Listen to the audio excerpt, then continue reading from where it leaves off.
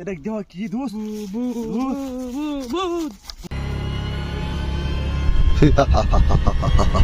তোদের আর রক্ষা নাই।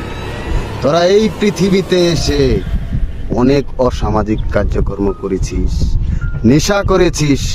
তোরা মদ, গাঁজা, অন্য শৃঙ্খল কার্যক্রম সকল কিছুতেই তোরা লিপ্ত ছিলি।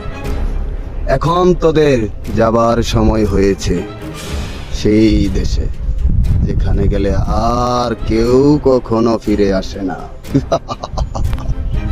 একটা সুযোগ দেন, আমরা ভালো হয়ে যাই। ঠিক আছে, শেষবারের মতো তোদেরকে একটা সুযোগ দিলাম।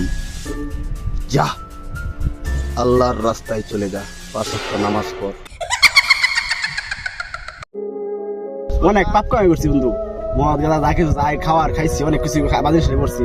আর না করে আইডিয়া চল আল্লাহর পথে চলি, আল্লাহ সব রহম করবো। উপরওয়ালার পথে চলি, উপরওয়ালাকে ভয় করি, তাহলে জীবন সুন্দর।